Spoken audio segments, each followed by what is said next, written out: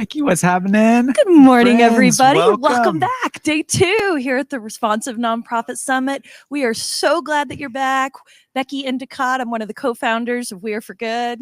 And hey, I'm John, and you made it to the conversation stage. My friends, we are so excited you're here. This hour is about care. Like I just posted about this on LinkedIn. All of us are feeling some level of burnout, fatigue, stress. We have got a panel today that is seriously just for care and connection today, and that is where you have found yourself. So if you're new to We Are For Good, we want to tell you a little bit about We Are For Good. Also, we have a podcast that drops 2 times a week, sharing insights and connecting you with the awesomest people in the nonprofit space. And so we want to connect you to that. And come join our community. If you're looking for ongoing community, come to weareforgoodcommunity.com. You can find like-minded friends and get unstuck with whatever you're facing. So, okay, we want to get to know you. Like before we dive into this unbelievable panel, we want to know who you are. Drop your name in the chat. And also, because we're talking about self-care today, like this is what we want to know. What have you done in the last 30 days to take care of yourself? Ooh, that's a good one. It is. Yeah. I want to know what that is. Have you, and I want to say it is not selfish to take care of yourself. So drop in the chat something that you have done to kind of get yourself down, unwound, and we want to celebrate it with you. I'm seeing a GIF heart. Thank you for posting a GIF Oh, thanks, heart Michael. in the last 30 days. What else? Totally. This is so good. Yeah, it is. So let's do a little tone setting before we bring in our guests. Okay. So how many nonprofit leaders are joining us today? I hope there are lots of you out there, but we got to have some real talk about there's a lot that nonprofit leaders are having to manage, not only just staff and board, vision, the fundraising, but directing cultures in such a turbulent time. You're making very difficult ethical standards and decisions, and we want you to be the most whole version of yourself. We Are For Good just did a mental health survey in the fall about how our sector is doing, and the stats were sobering. And so today we want you to come in here. We have rounded up 4 incredible humans and change makers who are going to help you find your way back to wholeness and really thrive in this brave new world that we're all standing in. So who we got? Okay, so without further ado, let me start introducing our panelists to you, starting off with Diaris Alexander. She is incredible, anti-burn strategist and impact architect to mission impact leaders. My friends, she has got the goods. We brought her into our mental health week conversations last fall, and we just had to bring her back to this stage because what she said about burnout and how we can really step through this is really powerful. She serves and she founded In Wealth, which helps better serve the talented individuals, driving impact across a diverse range of initiatives. And throughout her anti-burnout framework, this is a proprietary framework she put together. She combines psychology, technology, and her expertise at leading high-performing teams to help individuals steward their capacities effectively. I mean, my goodness, my friend, I can't wait for you to unpack this. She's calling in from Los Angeles today. It is a delight to see you again. Thanks for being here. Oh my gosh. Give you a little clap there, Diaris. I want anti-burn strategist in my title. So glad that you're here. Okay, our second panelist is my sister from another mister, Virginia Almendarez. She is the founder of Fund Strategy, and she's got over 2 decades of experience of dedicated to transforming visions into impactful realities for nonprofit orgs. She supports execs, not only in fundraising, but also to help them kind of build their development operations and their programs. She has worked with local and iconic institutions such as the Apollo Theater, the Puerto Rican Conservation Trust, NYU, and the City University of New York. And she just has this beautiful, unwavering commitment to philanthropy. She is such a veteran in the sector. She works with care, and we are so delighted that she's here. And Virginia is based out of New Jersey. Hello, my friend. We are so glad that you are here. Welcome to the panel. What's up? Oh my gosh, the laugh track is giving me life. Amazing. It is my honor to introduce Carolina Garcia Jayaram to you. She is the founding CEO of Elevate Prize Foundation. And if we're a little obsessed with an organization, it's got to be Elevate Prize. Their mission is to make good famous. And friends, they do this in such a powerful way through creative partnerships and really channeling artistic expression and media and fame and kind of all these factors together to grow goods influence around the world. But Caroline is no stranger to the impact space. She built and led teams in purpose-driven for more than 2 decades before starting the Elevate Prize Foundation. And we just love her. She is based in Miami, and it is an honor to have you with us today, Carolina. I bet she's going to get a round of applause from Tyler today. So when she comes on up, let's do this. Yes. I'll keep going while we're doing our intros. Oh, we got some right there. Thank you, Tyler. But last, certainly not least, we have our dear friend Jonah Nye. He's the Senior Vice President for Development and Alumni Engagement at the New School. If you're not aware of the New School, Google them right now. We are also obsessed with how they do their work and how they connect. Jonah is really one of these co-founders also of the BIPOC Forum for Fundraisers, which is a free resource for fundraisers of color. He serves on all these boards at AFP NYC chapter. He's also the president-elect there, and Grapevine Giving Circle platform that we love. Shout out to Emily Rasmussen, that really works to democratize philanthropy. Fun fact, he's also a baker. And remember when he was a semifinalist on season 1 of NBC's Baking It? You have to Google this. It's oh so my good. gosh, the clips are so amazing. He's based in New York City. He is such a kind and amazing, evolved human being. Jonah, welcome to the stage. We're so glad you're here too. We've got the okay, let's go. Because we're going to jump in straight talking about burnout. I mean, here's the deal. We believe that the greatest movements start from within. And that is why we've always made it a priority in our work. And anytime we have a platform to talk about how are we doing on the inside, we don't just show up externally, we show up as whole leaders. And so I want to start today's conversation just setting the tone for what we're seeing across the space. And I want to kick it to you first, Carolina, because I didn't say this in your intro, but not only do you show up and amplify a bigger conversation about impact, but y'all fund, like literally put money behind powering whole leaders and caring for whole leaders. And so I wanted to kick it to you to say, set tone for what do you see across the space? How are leaders showing up today? How do you feel like they're responding to this moment with so much change? Okay, you're still on mute. Yeah, hold on 1 second. We'll give you some time. I love that I whispered it back as if I'm on mute. Okay, I wasn't here. Hey, you're here. Your patience. What do I see now in the sector in terms of how leaders are showing up? Is that your question, right? Yeah. Mm-hmm. Yeah, exactly. Oh no. Of course, this is the time that she froze. Keep going. Yes, keep going. You froze for a second, but you're back. The way that leaders are showing up now over the past 5 years that we've had Elevate has been in large part what's informed this new concept of whole leadership. So we've seen them show up with an increasing amount of urgency around the issues that they're facing, right? So the winners of our prize are across issues across the globe, and it doesn't matter what they're facing, what issue they're facing. For all of them, there's a greater sense of urgency. I feel all of us feel this, obviously, and as a result of that, they're being called to do way more than I think most leaders and CEOs have been called to do in the past. And so we have to help them meet that moment, with different kinds of resources that I don't think have been readily available in the impact space, certainly for leaders for a long time.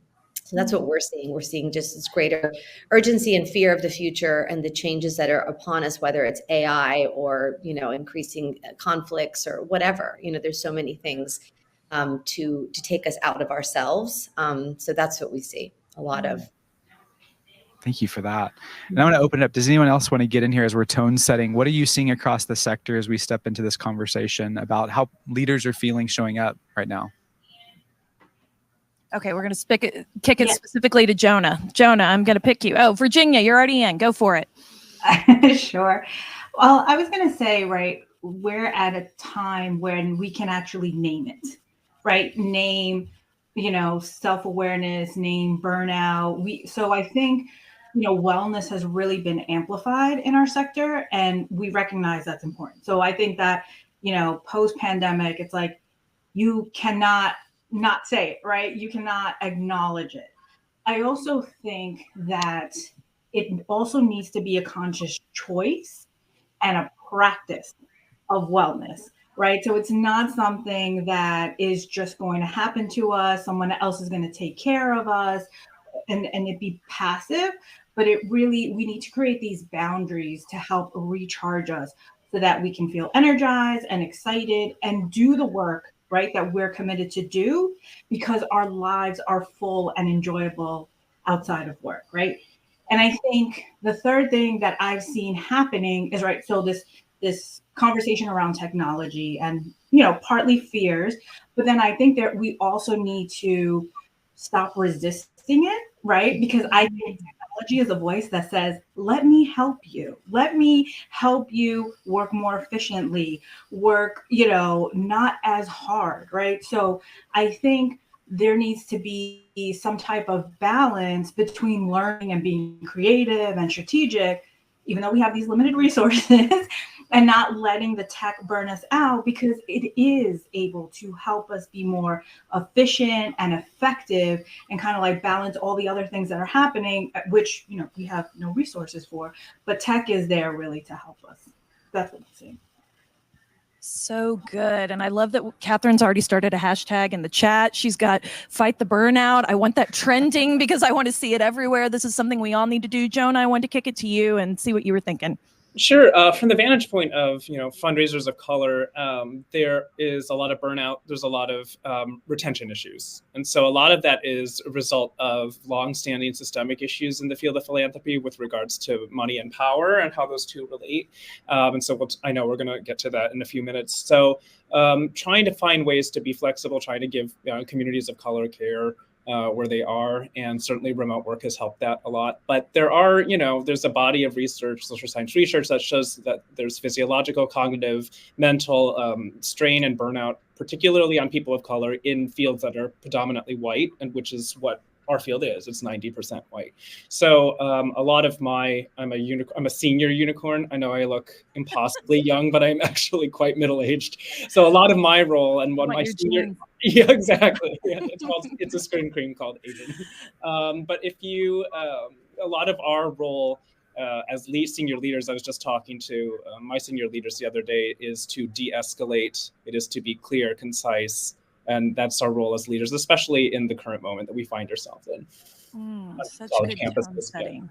Thank you for talking about that. Thank you for just naming it and claiming it, because I think this is such a bigger issue. We talked with Jonah about code switching on the podcast. I really encourage anyone, if this is a new conversation for you, to go in there. It's something that can help us all grow. Diaris, what about you? What are you seeing right now?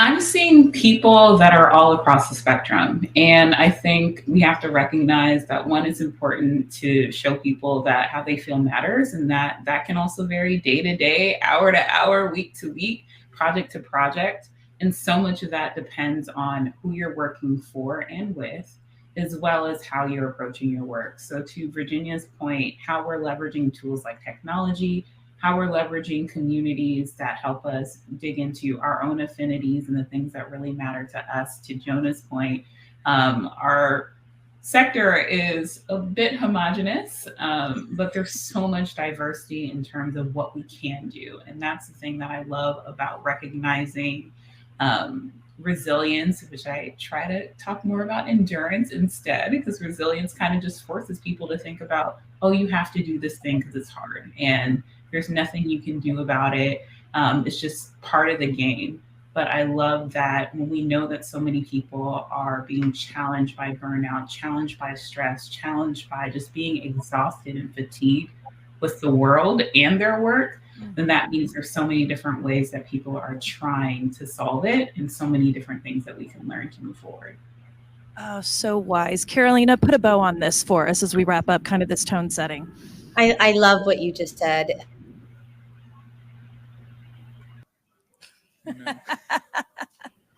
Frozen? Am I back? You're back You're now. back Yay. and better than ever. And I also loved what Virginia said about it being a choice, because this orientation toward like the negative bias that I feel like we've increasingly gotten, you know, we're just seeped in as a culture, especially in the West, is not necessary, right? We do have the ability to reframe and to always find like greater spaciousness, greater opportunity if we want to. But the sector, like Jonah was pointing to, this is not the tradition of this sector. The sector is all about, you know, there's not enough resources, not enough time, there's not enough people.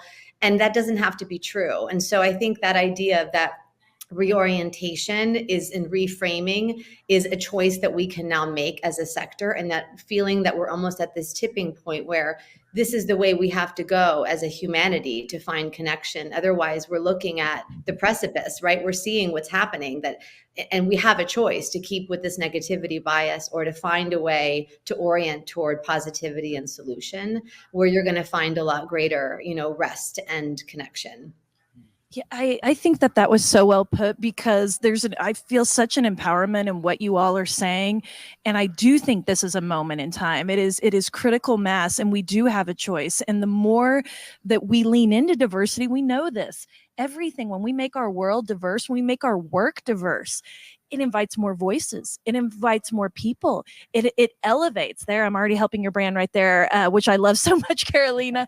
And so I want to really get into like the details of this. And Diaris, I want to go back to you because you have such a brilliant anti-burnout strategy. You've got this framework, and I would love for you to sort of differentiate for the audience. Like, what is the difference between stress, exhaustion, burnout? What are those key signs that we can look at that says we are on the precipice of burnout?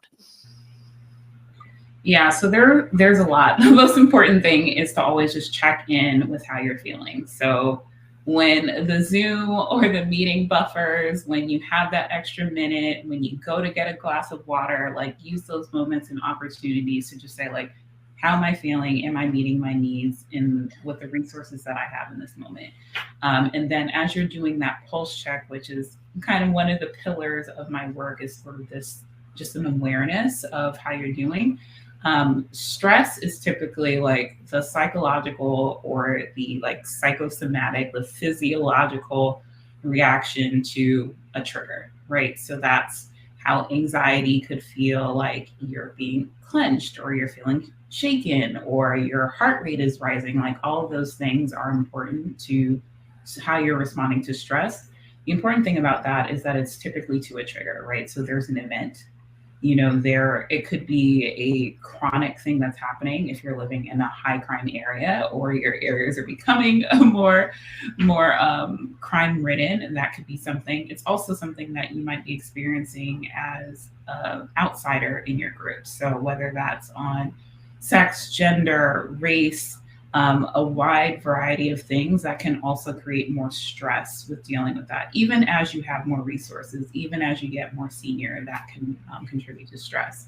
The exhaustion part is, I think we understand that. We're like, you need the vacation from the vacation. Like your weekend's never long enough. Like the holidays, the days sort of bleed together. You get a case of the Sunday scaries or the Mondays. Like that really is the exhaustion. It's fatigue. It is feeling tired beyond what you experienced as tired before, and also allowing yourself to see that can change as your body changes, as you get older, as you deal with other dynamics within your family, whether you're a caregiver, etc.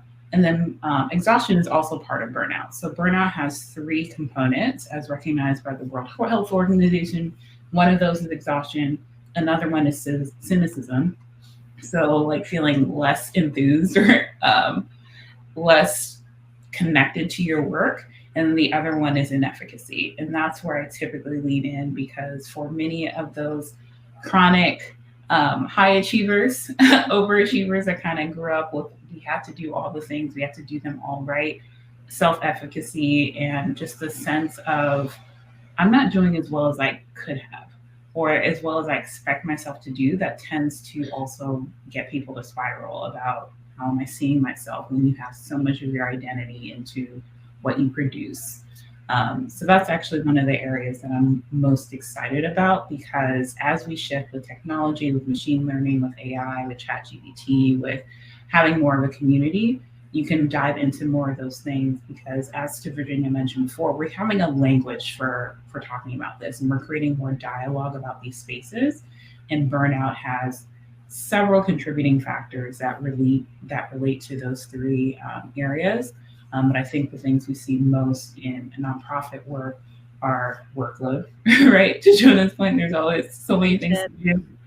Perceived lack of control. There's like rewards and recognition. Sometimes organizations are giving more to the stakeholders that they help, and they don't have that same value in terms of how they invest in their people. That relates to community, and also just having the values alignment. So those are things that impact burnout. Can we get some Zoom style snaps and claps on this? I mean, that was so good, my friend. Love how you broke that down. Oh my gosh. Thank you, Tyler. Way to go. Key grip. I think you teed really well into where I wanted to take this convo with Jonah, because he came on the podcast, and we'll make sure to drop the link so you can get the full conversation. But you said a couple things, my friend, that I want to lift. Jonah, and I'm going to kick it to you. But you said cynicism only supports the status quo. And I think what Darius was saying too, like it comes back to power. Like we don't feel like we have the power. There's this like we need to unlearn this culture of helplessness. And you said that on the podcast too.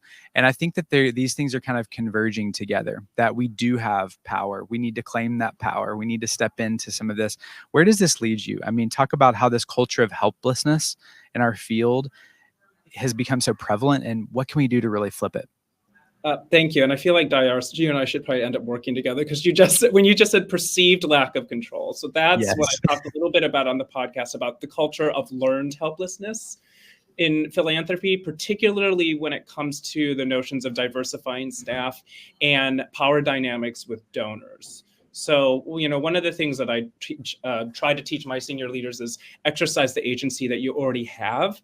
Stop asking for the agency. You already have a lot of agency. I should back up too, and just because we're talking about diversity and how I set the table, what those terms mean, because we all have our own DEI, DEIB, EISJ, LMNOP, whatever. The way I define those words, at least in the context of New York City and at the New School, and it's going to be different at every organization, but diversity is a fact. It is. We don't really even need to talk about that as a concept. What I'm more interested in is equity and inclusion. So equity is a choice, inclusion is an action.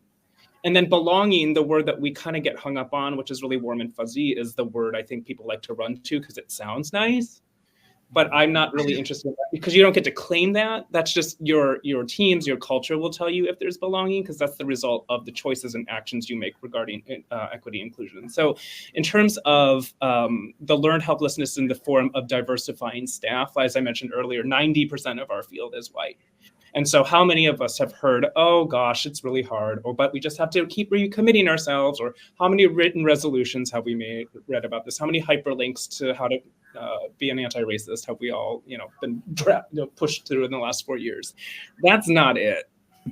That's not actually diversifying staff.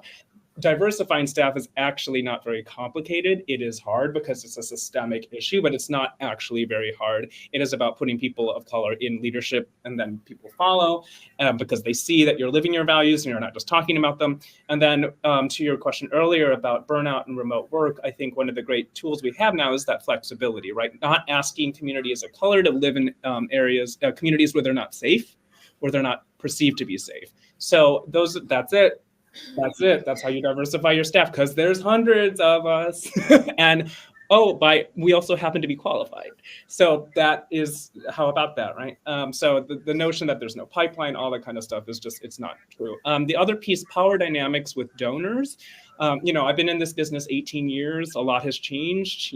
7 out of 10 Americans used to give to something when I started. Now 4 out of 10 do. A lot has changed, and particularly with how we relate to donors. The days of the donor always being right is over, right?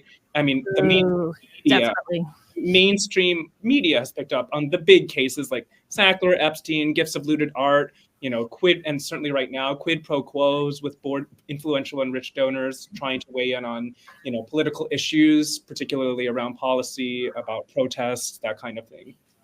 Which I know nothing about, being on a college campus right now.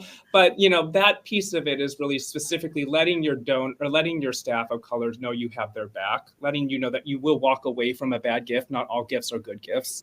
And that just comes down to training, advocacy, the difference between sponsorship and mentorship, all that kind of stuff. Because there's, again, back to social science, there's so much research showing that, racism is literally bad for your health, and that it'll have people leave, and then you won't be able to retain. So that's where I am.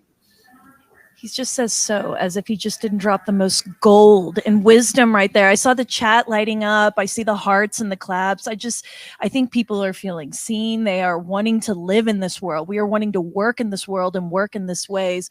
And I want to pivot a little bit into recognizing these burnout and really diving into some strategies for how we can help ourselves get out of this cycle and recognizing these signs that are in yourself. So Virginia, I want to kick it to you, and I want you to talk to us about survival tactics, because I think historically, as like a recovering major gift officer, I would just, and I think feel like many of us have the trifecta where type A, I'm an Enneagram 2. I want to care for everybody. I see somebody talking about, I work in a small nonprofit and we do many things and all the things, not just the one job description. So talk to us about surviving tactics and get us to those thriving tactics.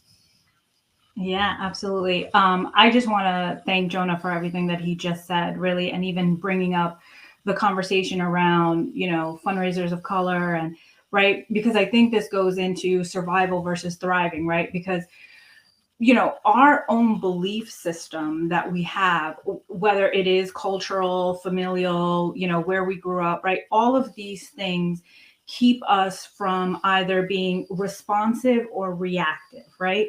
And just going back to the point about awareness and consciousness, right? I talk a little bit about my own journey of dismantling some of my own beliefs that were, instilled in me, all of us, you're right. We have these beliefs that are instilled in us at young ages, right? And I'm also talking about pivotal moments, like before you were 18, that happened in your life that actually plays a significant role in how you show up, right, in the world. And, I talk about it in my podcast, episode 420, a little bit deeper, but it's really, anything from a response to, hey, someone said that I couldn't get into a certain college because of who I was, right? A woman of color, or because a teacher embarrassed me and, pretty much crucified me, at a young age. It hindered my ability to be risk-taking or make a mistake, because then, like, right, what does that mean? Now, this kind of survival mode that I continue to operate in, it did have its benefits, right? So high achiever and excellence, right? But that also correlates to needing to prove my worth, right? So that is when you're in that survival mode. So not until I was able to really unpack that, and we can unpack these moments in our lives that have us to live in a world of reaction and surviving, you now have this awareness to make a different choice. It always goes back to this consciousness of choice. So rather than having to prove my worth and raising my hand for everything, or staying late because, this needs to be perfect, or having it be of excellence, and right. Or, even as a Latina, what that all means, and having to say, this is not the persona that I want you to look at me as, right? That's survival. Thriving then becomes, I have my own internal metrics of what's going to make me happy and what brings me joy. Because when we're in survival, it's exhausting. Right. And you're continuously volunteering for things and going to not doing what you want to do. But when you're thriving, you're true to yourself. And so leaders, and we're all leaders in our own right, we can dig and ask the question, like at a young age, when and why did I need to arm myself to survive? And how is that impacting me today? Right. So this work, this wellness work, right? It's more than a notion.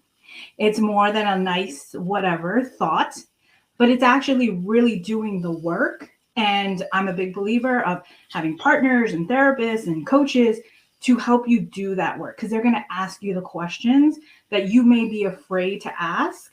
And you don't have to do it by yourself, right? So you get to be in conversations with friends and trained professionals to really look at it deeper and bring you to a place of thriving instead of surviving. I love our friends so much. You guys are so smart. I'm feeling such imposter syndrome. Seriously. But also I'm feeling like I need to make some behavioral changes too. And I can see that there's some relation to that in the chat. So good, Virginia. I mean, all of this talk about well-being, it's so interconnected to our ability to create thriving communities and thriving movements. And I love our iteration of a relationship with Elevate Prize, because we met Carolina on our journey, and they were making these beautiful investments to empower nonprofits to better tell their story through media and storytelling and putting their stories on fire. But when we caught up earlier this year, they've expanded that investment into the well-being and care of leaders. And I just think I want to give Thank you you the for floor. Thank you. Yeah, we're just so inspired by how you see the power of having whole leaders that are showing up with joy and vibrance, and you've moved your investment in that direction too. So I wanted to talk about what does that look like to get funding to happen like that, and what impact have you seen already as a result of that? Oh, thank you. And thank you for everything you just said, Virginia and Jonah, all of you. It's all so inspiring and so true. I loved one of the contributing factors that Diaris was talking about investing. Like, we focus on investing in the community and the people around us, but not in our own culture and our own team. So I came to Elevate this opportunity to build a foundation after 3 turnarounds of other foundations and organizations that were failing. And I turned them all around, which was great, but I learned so much, about what are those contributing factors to what takes down an organization. And by the end of it, I was like, no more turnarounds. I'm ready to build something. But one of the most important things I learned in those experiences was really building that internal culture first and using that and staying really true to that so that it could serve as sort of a model and, dare I say, like inspiration for the organizations and leaders that are around us. And so it allowed us from the beginning to form these really vulnerable and love-centered relationships with all of our winners and approach philanthropy and grant giving in a much more equitable way to say, we're just humans over here figuring it out alongside you. And it was always and has always been very responsive, right, to what they need. The main prize has changed considerably in 5 years, really because of our awareness of what our leaders are going through. And you can only have that awareness by building the relationship, right? So it starts with that, so they can trust us and go on to do so many incredible things. Similar to what Virginia was saying, in an idea that I often think of is like how we take things from state to trait, these moments of spaciousness, or you have these epiphanies or these flows of creativity or connection. How do we have those consistently? How do you turn those into traits that we possess together as a team or community or what have you? And how does that extrapolate beyond that? So that's a long way of saying that the prize was always innovative from the beginning, because we were talking about visibility and shining a light on change makers, making good famous. These were actually not met with universal applause. I should tell you, a lot of people were very skeptical about what we were doing. Give us names where they are. Yeah. But interestingly, several of those skeptics are now our biggest fans. And they really believed at the beginning that, it could be seen as exploitation, or it could be seen as, fame is over there and we're over here. And for whatever reason, I won't go into that. But what's interesting to this point is that it built this trust when we started proving that visibility really did work and helped, leaders have the tools they needed to scale. But through that, we were seeing, suffering is a strong word, but I could say a lot of struggle, a lot of what we're talking about here within the organizations, the leaders, we were seeing a lot of really unhealthy transitions happening.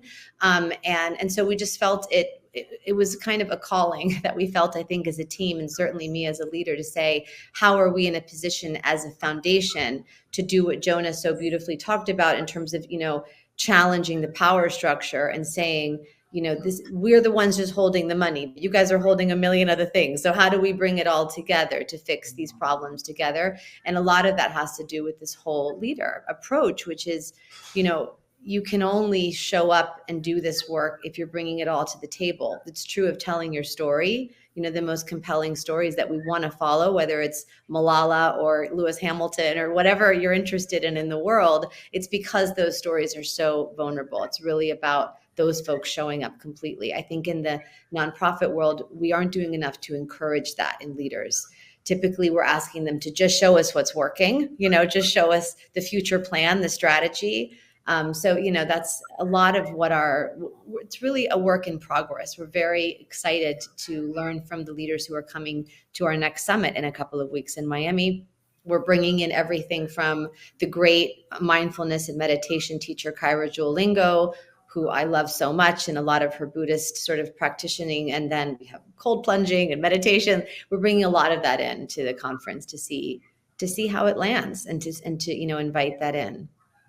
I am so thrilled that this is happening in the world. I truly, I don't want to sugarcoat this, but this is what we need, y'all. This is what we need. This is such a conversation of care. I hope as you are listening to this, you feel that there's a community of people who are rooting for you. I've got to go back to We Are for Good core value number 1, which is everyone matters. It's not your top donor matters. It's not your top board member matters. It's that every single human being is needed in this work. They need to be whole to be able to go out and do the work. And we have got to prioritize our staff and our internal teams to get to that wholeness. And I want to talk about investing in that. And Daira, I want to talk to you about this because we've heard this quote several times on the podcast that your budget tells you what you care about. And you had this beautiful quote on our podcast. I'm going to read it. It says, your budget tells what your values are in terms of how you invest and also how you choose to spend your time and invest in talent. So talk to us about the suggestions you have for investing in wellness, like leaders, people who are here. Where do they start? What can they do today? Yeah, thanks for the question. I want to shout out the people being vulnerable and authentic in the chat.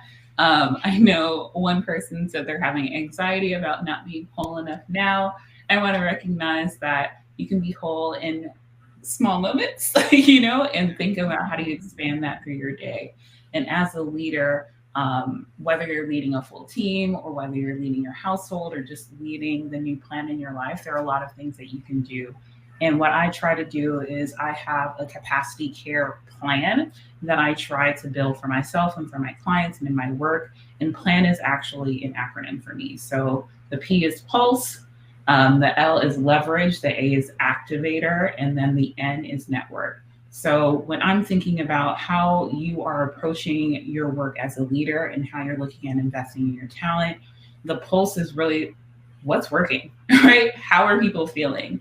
That looks specifically like, how are you spending money? What is literally on your budget? If you're spending all this in salaries, how much are you spending in professional development, right? How much are you spending to retain? How much are you losing in attrition? That was unplanned. Like, what is your turnover rate look like? And then when you're looking at investing in your current team members, that also could look like a time audit. So out of your senior leaders, how often are they spending time coaching their direct reports or coaching people that are maybe a couple levels beneath them? How often are you sharing insights across the team to reduce silos, which is a big thing in a lot of nonprofits? Yes. You can also look at like tech tools, but it literally is, how are you spending your time? How are you spending your money? The leverage part for me is about action priority matrix, right? So what amount of effort gets you what amount of impact? So you want to look to, after you listen to people, you can't just say like, I listened, I sent out a survey and not say anything about what you found. Done. Yes. Right? That is not it. It's step zero. Yes. Show that you're listening, which is like an active piece. Like, this is not just a reactive thing. This is being responsive and proactive. Right. So part of, and hey, we're at the responsive conference, but part of that being responsive is looking for quick wins. What has a high level of impact and has a low amount of effort? That could be about putting the right people in the right seats, leveraging your tools in a different way, unlocking some insights that people have. Maybe it's a new Slack channel that is sharing quick wins or sharing opportunities to celebrate, sharing learnings for your organization. And that really is about amplifying strengths, right? Everybody matters, to your point. Everybody has something to share. Everyone has something that they can lead in, but we have to empower and enable that through our culture, right? And so often, most nonprofit employees, this is, go look up the Forbes article, are looking to move into their next position, in the next couple of years, right? They're not looking to stay. They're not feeling valued. We're seeing that with Gen Z. It's not that they are taking the lazy girl approach or doing that. It's really, they're not seeing the return on the investment of their time. And we need to take that investment seriously as leaders. And we need to look beyond our network within our organization to see how can we bring other talented people that we meet on panels and at conferences to speak to our organizations How do we unlock the talent? How do we unlock the insights and make them really actionable moving forward? I mean, my goodness, so many practical pieces. I feel like, we want to make sure that we get to some of the chat, but I feel like you're already answering this, just some practical things that we can do through the lens of that answer. So thank you so much. I also want to, as we start to wind down, I want to bring us back because I'm loving the care in the room. I love the tone of this conversation. I want to talk about joy for a second, because we believe that this work is deeply joyful in a world that has so much pain going on. We can really come together on that. And Jonah, I want to kick it to you as our resident, also stand-up comic. Like, you got to follow Jonah because he's incredible. He is. But I mean, talk to us about joy in this work. We've been saying it all year. Joy is such a vibe, and we feel like nonprofit leaders, we're trying to align all these things. We're trying to tackle some of the hardest problems, but how do we find joy in this work? How do we stay centered around that and use that as a beacon? Thank you. And thank you for the shout out at joanandI.com. Anyway, and we'll drop it in the chat. We drink minimum at the Broadway Comedy Club most Saturdays. That's true. But anyway, so I used to be an opera singer for 9 years, and there were directors that could set a warm rehearsal room, and there were directors that you took a deep breath before you walked in, and then you did the thing. And both created great art. Probably the better art, though, came from the warm room. Big surprise. So as a leader, and for the other leaders on my team, for everyone on my team, I remind them how you show up is part of your performance. So for fundraising, we look at the scoreboard all the time. We're always looking at the metrics, but particularly for those who manage people, I said how you show up is part of your performance. If you're having a bad day, if you can't, be forward-looking, if there's a hint of a whiff of cynicism, I will say to someone, why don't you take the rest of the day off? You can't show up today. That's fine. Everyone's human. But we also can't have the poison of cynicism in our team any days. And for those who can't get beyond that, for whatever reason, we have to have a corrective conversation and just say that, like, is it possible for you to feel good about this place? So it's easier said than done, but some of the tricks, I guess, that I do, the first, I think, and the biggest is not just saying to your team, I got your back when hard days come. It is showing them. And they will come. And, for an instance where this was done for me, a donor said something very racist to me, and the president at the time backed me up and said, you don't have to work with that donor anymore. I was like, that's a very lovely thing to say, but actually, I want to take it one step further. I want to talk to this donor, and here's what I'm going to say. And it was risky, but it was one of our top donors at an institution, and I was backed up. I did it. And I tell that story to my team. That's like, I will do that for you. I will coach you through those difficult conversations. I don't lose the gift, but I did have to sit down with a donor and say something like, I'm glad we have the kind of relationship where we can discuss difficult things together. I mean, there's ways to ease into those corrective conversations with anybody. The culture of celebration was also something I noticed was missing in some places I worked. And that doesn't mean a big, pizza party at the end of the year. It means there's no shortcuts to spending time with your team, because that's just remarkable in and of itself in real life. So, and then also remote work being an option all the time. So, and actively sharing what I do on the side to make me a whole person. That's something that's so I'm Gen X, I'm just borderline of millennial. That's certainly different than maybe my parents' generation or something like that, where your work is your work and your life is your life. You have one life. And like, when you look at your calendar, one dean here said, isn't it all just one meeting? Because what meeting is it where I got the action? And she's like, it's just one meeting. And I think about this as life. It's just one life. So I'm very open to my staff about, well, I'm going to be on a baking TV show, or I'm going to run a marathon, whatever like that, to be like, oh, if he can have this very fulfilling life on the side, no, it's just one life, but fulfilling part of his life, then maybe I don't actually have to expect that my job is going to give me 100% of my fulfillment on this planet. It's going to take more than that. So I think it's a combination of creating that ethos, just going back, creating a warm rehearsal room, and then the hard part of doing it every day. And if you can't do it that day, don't come to work, take the day off, because I quote Mad Men a lot too. It's like, that's what the money's for. We are paid to be here every day. So if you can't do it today, take a day off. Y'all, if you're in New York City, please go watch Jonah on stand up. He's hilarious here. He's spitting truth here. I see so many questions where in the last minute of this conversation, which is so sad.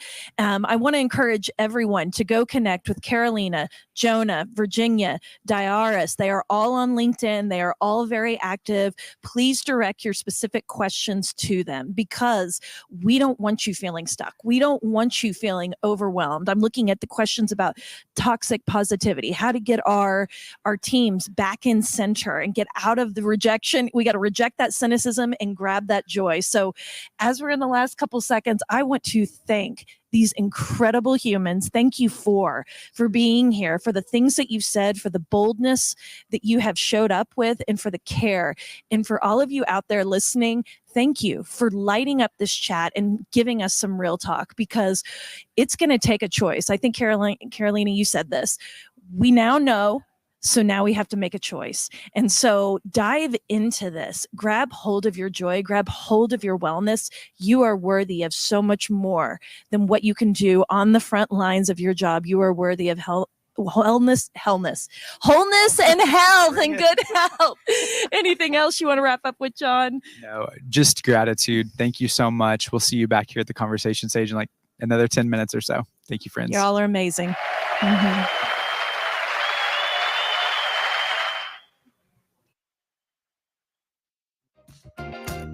So let's just wait a while. The one I need is tied up right.